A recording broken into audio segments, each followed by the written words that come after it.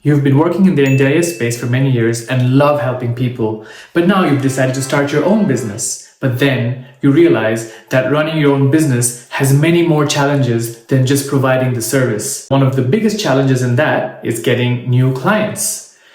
In this video, I'm going to show you how you can get your first 5 clients following these 5 steps. I am Niaz, I'm the founder of Nova Marketing Agency, and I've been helping service-based businesses grow and get more clients over the last 10 years. So without further ado, let's get into it. So number 1 is defining your unique selling point. What makes you special among the thousands of other NDIS providers out there? And no, this can't really just be you have 10 years of experience or 5 years of experience or you really love what you do. All the business owners in your space love what they do and they love caring for people and they want to provide as much care as they can, and they all have a good number of years of experience. What needs to set you apart is the type of service you provide, perhaps in the specific area. So instead of being like, we provide disability support for all, your unique selling point should be something like you provide developmental learning services to neurodivergent kids aged 3 to 8 in Melbourne Southeast area using NLP and play-based therapy.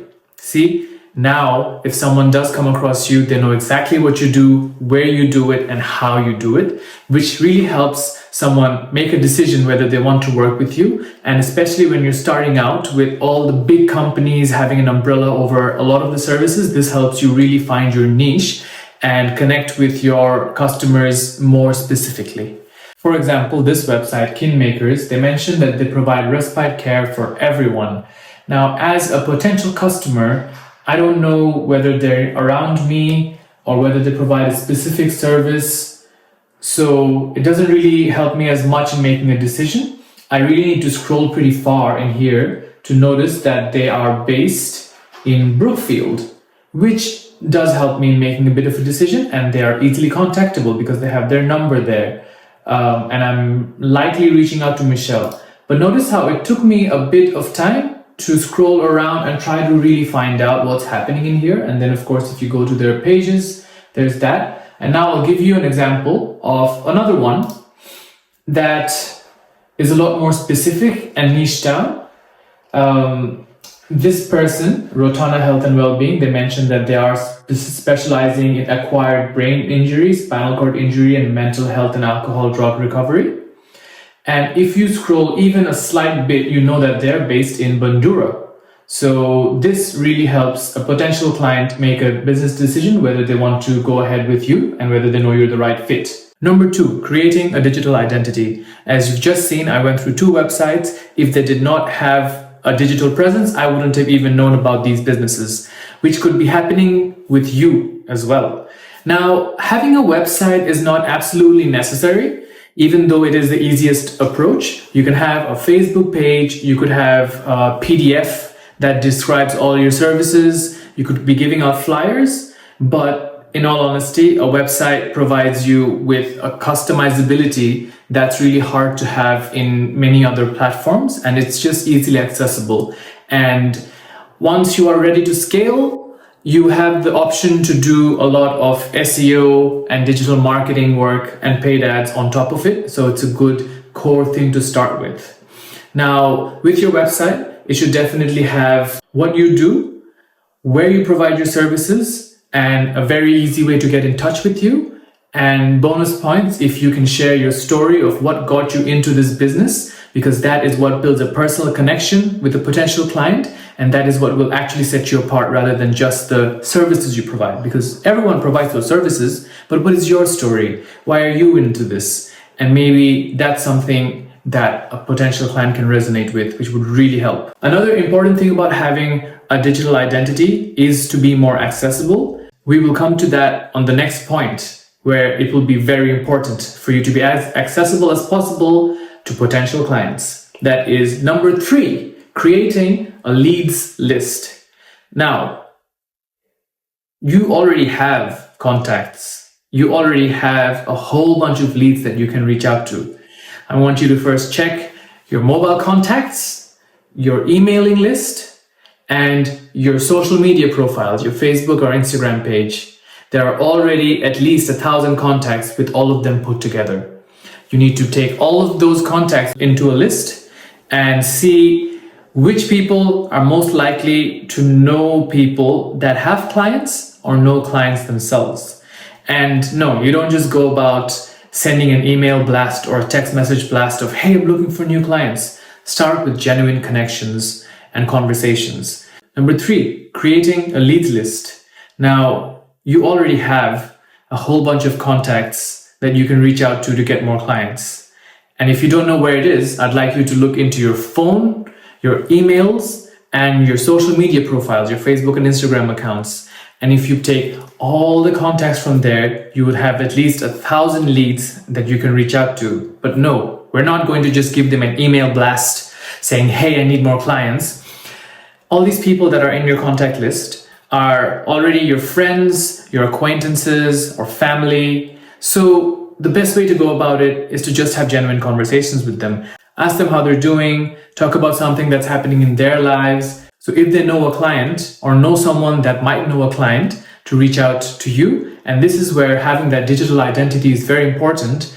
If you can provide them with an easy way for others who don't know you yet, but have been referred to you, for them to get to know about you and your services, and a way to easily reach out to you.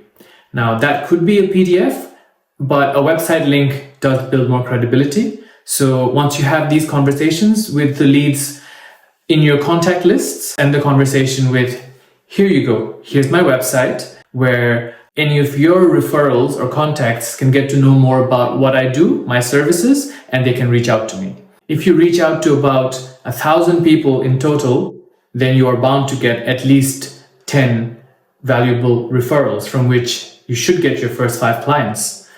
But if not, we do have step 4, which talks about joining a community. Now, humans, as you know, are social creatures, and we thrive mainly in a community. Your network is your net worth.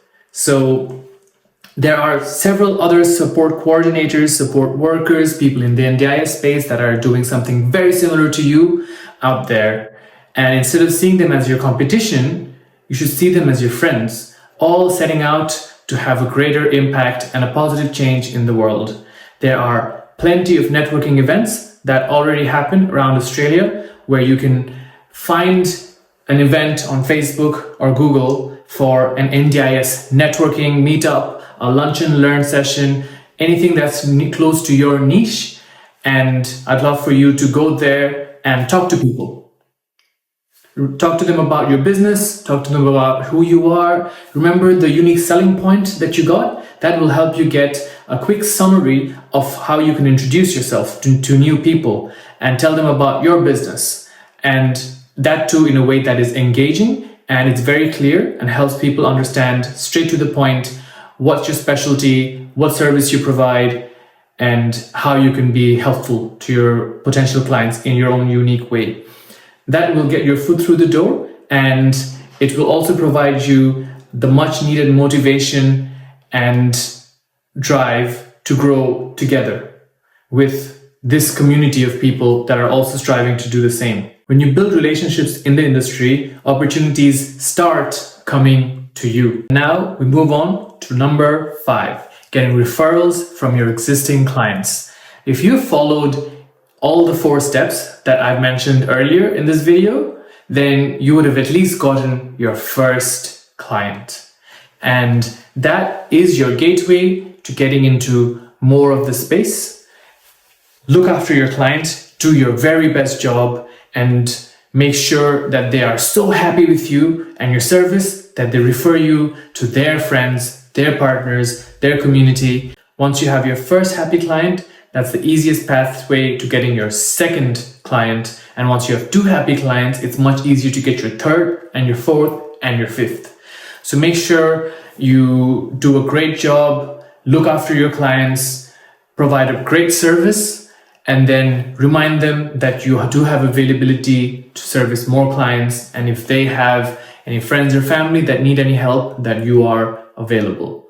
Now, to recap what we've covered in this video so far, the 5 steps on getting your first 5 clients are: number 1, defining your unique selling point that sets you apart from similar businesses to yourself, that really helps clients make a decision on going with you. Number 2, creating a digital identity, a way for people to easily know what type of service you provide, who you are, what you do, why you do it, and an easy way for them to contact you and get in touch for your services. Number 3, creating a leads list, that is starting out with your existing contacts and then reaching out to them, having genuine conversations, letting them know that you are providing this service and that you have capacity to take on more clients. And if they know someone that knows a potential client, for them to reach out to you and share with them the digital identity that you have created, along with the unique selling point that is available for them to see there. Number 4, join a community. Your network is your net worth.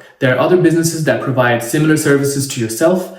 The best way to grow is to grow together, alongside them, not against them. So go to events, networking events that happen in the NDIS space around your area. You can find them in Google, through Facebook events, Eventbrite, but do a bit of a search. Find events that seem relevant to you and your business expertise. Get in there, talk to people, let them know what you do, make some friends in this space, and reach out to more support coordinators. Now, if you follow these 4 steps, you probably got your first client. And so number 5 is getting referrals from your existing clients. Make sure you do a great job with them and you have a really happy client. And 1 happy client will lead to 2, and 2 will lead to 3, 4, 5. And make sure you let them know after you've provided them with a great service to leave a review on your Google business profile. And follow my channel if you'd like more helpful tips on how to grow your business. We do provide marketing services to NDIS businesses like yourself. So if you do need help with your website, or if you're at a place where you can explore paid ads, or you are not sure about your unique selling point or how to really position yourself in the market, reach out to us. I have linked my website below and you can speak to me directly from there. If not, see you in the next video.